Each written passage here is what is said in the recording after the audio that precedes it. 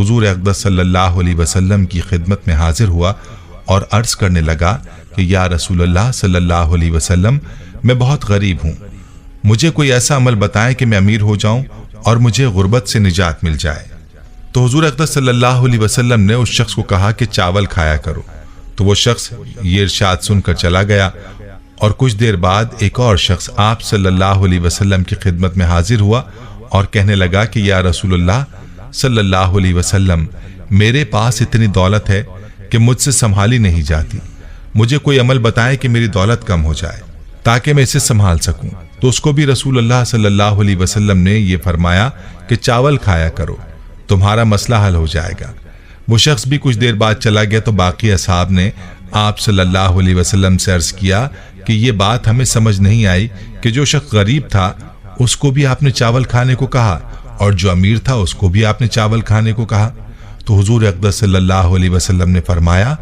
याद रखो जब इंसान चावल बनाता है तो उसके खाने में चावल का एक दाना ऐसा होता है जो कि अल्लाह की रहमत और बरकत वाला होता है। गरीब को चावल खाने को इसलिए कहा कि जो शख्स गरीब है वो थोड़े से चावल खरीद सकेगा और चावल बहुत थोड़ी मिकदार में पका सकेगा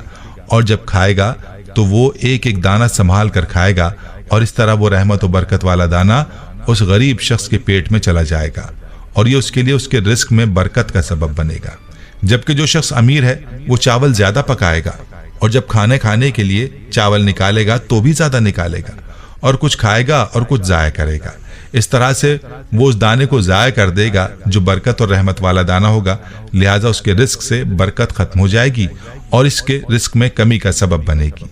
इस वाक़े का ताल्लुक बराह रास्त अल्लाह के इरशाद की तरफ है, जैसा कि अल्लाह रब्बुल इज़्ज़त फरमाता है कि जब तुम अल्लाह का शुक्र अदा करोगे तो अल्लाह तुम्हारी इस नेमत में इजाफा फरमा देगा। और रिस्क की नाकदरी का क्या नुकसान है, इस बारे में हज़रत अली रज़ी अल्लाह तआला अन्हु की यह हिकायत मुलाहज़ा फरमाइए। हज़रत अली रज़ी अल्लाह तआला अन्हु लोगों को दर्स इखलाक दे रहे थे कि किसी ने पूछा, ऐ अमीरुल मोमिनीन, जिंदगी में अजाब और परेशानी आने की सबसे बड़ी वजह क्या है?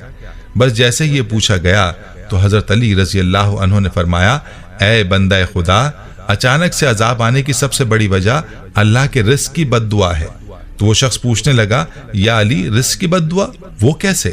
तो हज़रत अली रज़ी अल्लाह ताला अन्हु ने फरमाया कि इंसान जब बचे हुए खाने को ज़मीन पर फेंक देता है और वो बचा हुआ रिस्क ज़मीन पर कुचला जाता है तो उस वक्त वो फरियाद करता है कि ऐ अल्लाह, तूने मुझे इंसान के लिए खल्क तो किया है, लेकिन इंसान मेरी कदर से नावाकिफ होकर मुझे कुचलते हुए जा रहे हैं। याद रहे कि जब भी खाना खाओ तो दस्तरखान पर बची हुई रोटी को खा लेना और उतना ही खाना खाया करो जिसको आखिर तक खा सको, क्योंकि मैंने अल्लाह के रसूल सल्लल्लाहु अलैहि वसल्लम से सुना है कि जब दस्तरखान पर गिरी हुई रोटी इंसान खाता है तो वो इंसान के लिए शिफा बन जाती है। अगर रास्ते पर चलते ये देखो कि ज़मीन पर रोटी पड़ी है और वो कुचली जा रही है तो अल्लाह का नाम लेकर उसको उठाकर किसी ऐसी जगह रख दो जहाँ वो पैरों में ना कुचली जाए और अल्लाह की दूसरी मखलूक उसको आराम से खा सके।